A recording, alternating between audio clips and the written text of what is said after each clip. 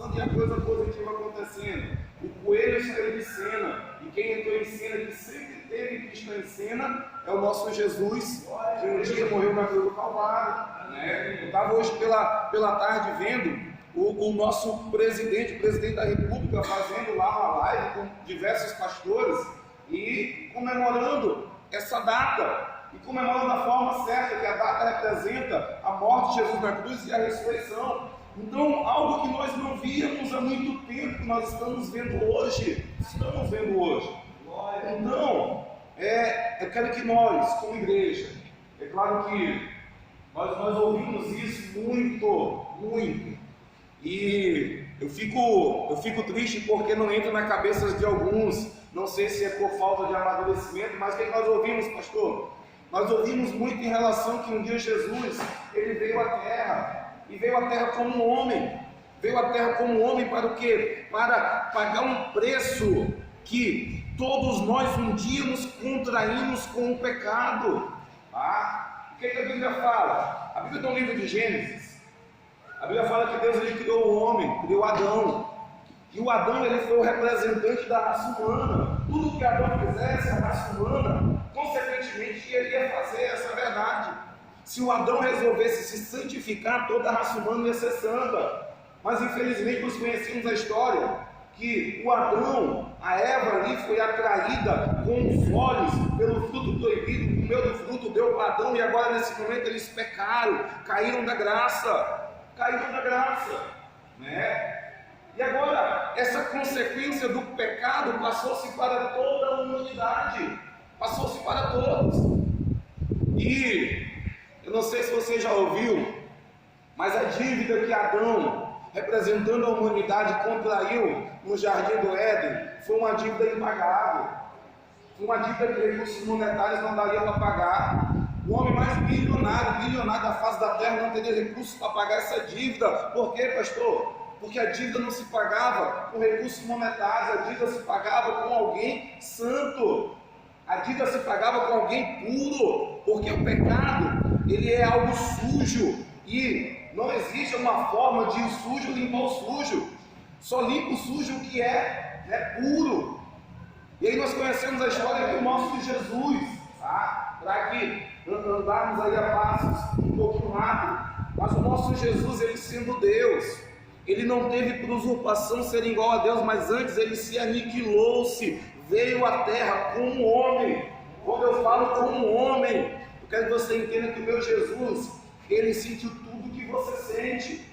O meu Jesus, ele sentiu fome, ele sentiu sede, ele sentiu tristeza, ele sentiu angústia. O meu Jesus, quando ele veio à terra, ele veio na matéria humana. Não existe nada que nós passamos aqui na terra com o nosso Jesus, ele um dia não passou como um homem.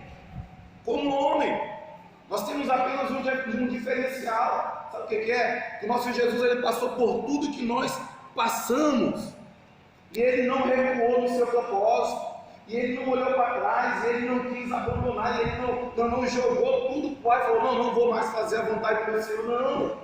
Mas ele colocou como, olha, Senhor, seja feita a tua vontade.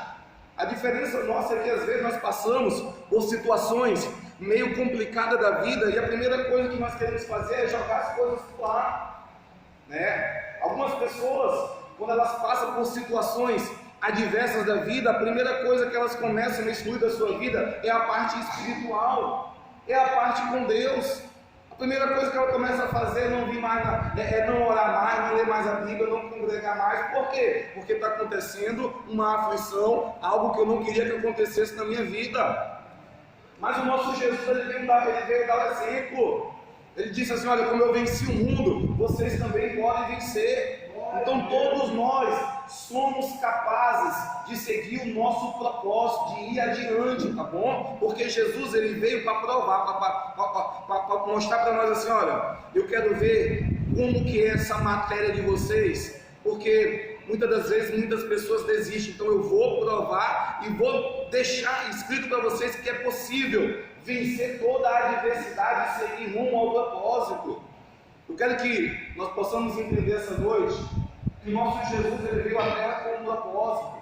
Ele veio à terra com um propósito. E todos nós que estamos aqui, nós temos um propósito na vida. Tem pessoas aqui que têm propósito diferente um dos outros, né? Se nós formos aí para a área secular, tem pessoas que querem crescer profissionalmente numa área, outros querem outra. Tem pessoas que têm propósito de construir uma casa diferente da outra. Mas eu quero que você entenda essa noite que um propósito, ele tem que ser comum entre todos nós como igreja. Pastor, qual é esse propósito? É o propósito de um dia chegar no céu com o Senhor e Salvador Jesus Cristo. Esse propósito, ele tem que ser comum, todos nós que estamos aqui dentro dessa congregação hoje, nós temos que ter esse propósito no nosso coração. O propósito de Jesus, quando ele veio à terra, foi ir até a cruz, foi ir até o Calvário, e ele não desistiu. Hoje não precisa nenhum de nós ir para a cruz, hoje não precisa nenhum de nós ser martirizado, pagar o preço pelos nossos pecados, porque já foi pago. Mas uma coisa que o nosso Jesus, ele nos deu direito, sabe o que é? É o direito de um dia todos nós sermos salvos. Esse foi o direito que ele nos deu. Ele comprou esse direito da salvação na cruz do Calvário. Ele comprou. Antes todos nós éramos destinados à perdição, mas ele foi lá e comprou esse direito do pecado, trouxe para ele e nos deu. Olha, agora vocês podem chegar no propósito da salvação. Eu quero que nós possamos entender a morte na cruz. Entenda, foi para pagar pelos nossos pecados. Glória a Deus, ele vai pagar pelos nossos pecados. Mas a cruz, ela fez uma ponte do homem para com Deus. A cruz, ela fez uma ponte, a ponte que foi quebrada em Adão. Nós sabemos que o que afasta o homem de Deus é o que? É o pecado. O pecado afasta o homem de Deus. Se o homem peca, o homem cai da graça e cai do relacionamento com Deus. É o que aconteceu. O Adão pecou, a ponte se quebrou. E o nosso Jesus, ele veio dos céus para consertar essa ponte. Quando Jesus morreu na cruz do Calvário, ele estava dizendo assim novamente: olha, o que aconteceu no jardim do Éden, quando na viração do dia Deus vinha falar com Adão face a face, quando na virada do dia Deus vinha conversar com Adão. Eu já falei isso para a nossa igreja. Se alguns pensam que o principal motivo a qual Deus ele criou o homem foi para que ele tivesse adoração, está errado. Se alguém pensar que o principal motivo que Deus criou o homem, sei lá, foi para dar glória a Deus, foi para dar aleluia, errado. Pastor, qual foi o principal motivo que Deus criou o homem? Eu te digo, foi o que ele mostrou lá no princípio no jardim do Éden, que era relacionamento com o homem. Deus, ele tinha diariamente relacionamento com Adão na viração do dia. O pecado tirou isso de Adão, mas Jesus veio para restabelecer esse relacionamento do homem para Deus. E a cruz foi essa ponte, é que você entenda. A cruz foi a ponte que restabeleceu a aliança, restabeleceu o contato, o relacionamento do homem para com Deus. Nós sabemos uma história na Bíblia, onde a Bíblia fala que na sexta-feira, quando Jesus ele morreu na cruz do Calvário, às 3 horas da tarde, nós sabemos o que? Houve trevas na face do abismo, um terremoto aconteceu no planeta Terra, mas algo peculiar, que é isso que eu quero mostrar para você, aconteceu, sabe o que foi? A Bíblia, ela faz questão de colocar que um pano, entenda, um pano, ela fala assim: o véu do santuário se rasgou de alto a baixo. Aí pode perguntar assim, mas por que a Bíblia coloca um versículo falando que um pano, um véu do santuário se rasgou de alto a baixo? Por quê? Que você entenda por quê. A Bíblia faz questão de colocar isso, sabe por quê? Porque no Antigo Testamento só existia uma pessoa anualmente que podia entrar. A igreja era dividida em 3 lugares, tá? Nem todo mundo poderia estar circulando livremente por dentro do tabernáculo. No Antigo Testamento existia um lugar que era o lugar santo, né? Vamos aí começar lá de fora. Vamos começar. Existia um lugar que era um lugar chamado átrio, onde era toda a massa, toda a multidão, ela ficava naquele lugar. Quando entrava mais um pouco, existia outro compartimento, outro cômodo chamado santo. Nesse lugar santo, só sacerdote podia entrar. Só quem, né, fosse aí da família do irmão do Moisés, poderia entrar no lugar santo.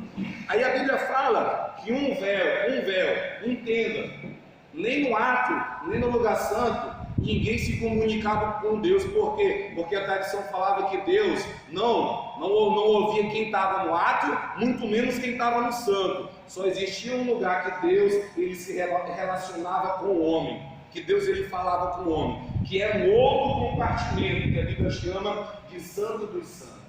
Era nesse lugar, uma vez por ano, nem o sacerdote, apenas o sumo sacerdote, ele entrava lá e ele tinha um relacionamento com Deus, fazia aspersão, fazia sacrifício pelo pecado da humanidade, falava com Deus, Deus perdoava o povo. E aqui, entre o santo e o santo dos santos, sabe o que separava? Um véu, uma cortina, um pedaço de pano. Apenas uma pessoa tinha relacionamento no Antigo Testamento. O lugar santo dos santos era um lugar que a multidão não tinha acesso.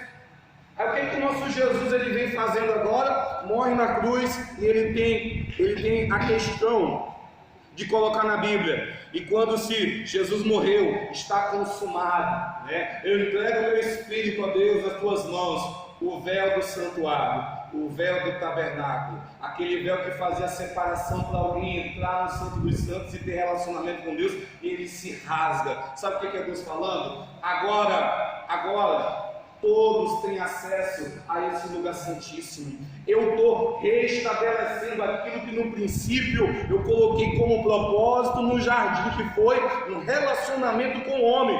Adão pecou, caiu no relacionamento, mas Jesus veio e novamente ele fez essa ponte entre o homem e Deus. Então agora todos nós podemos voltar a ter um relacionamento com o nosso Senhor e Salvador Jesus. Isso é a melhor coisa que existe aí na morte do Senhor Jesus Cristo. É uma das coisas gloriosas que Deus ele estabeleceu para nós.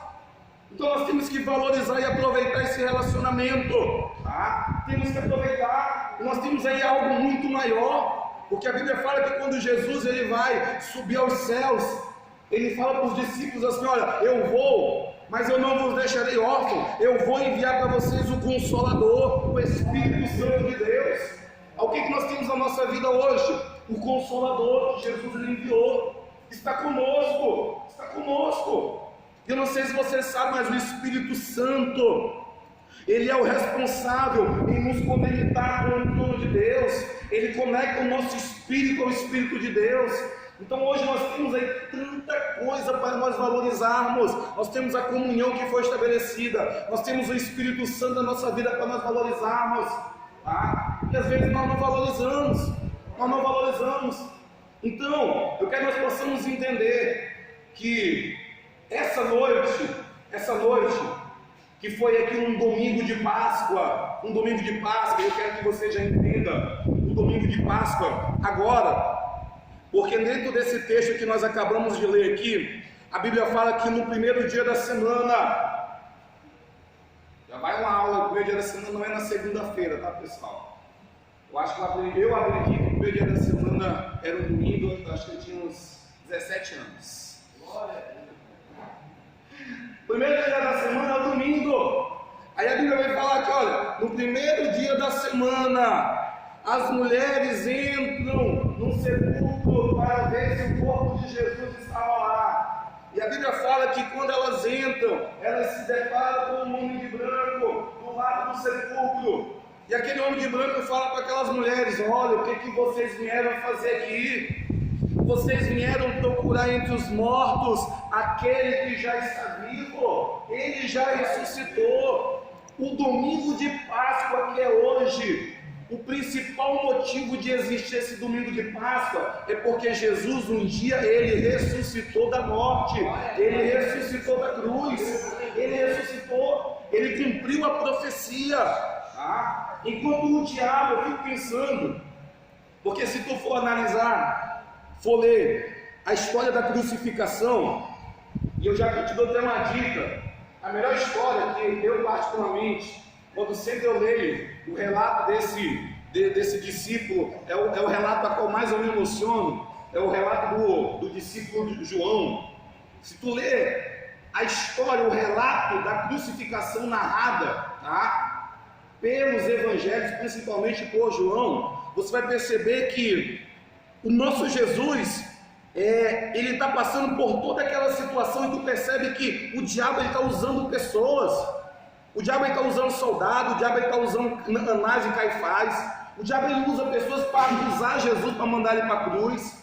Eu fico imaginando o diabo ele pensando que estava vencendo, porque o diabo sabia que Jesus era filho de Deus, porque quando Jesus começou a fazer milagre, o diabo começou a raciocinar na sua cabeça e assimilou as profecias e falou: esse é o filho de Deus, então sabe o que eu vou fazer com esse filho de Deus? Eu vou matar ele.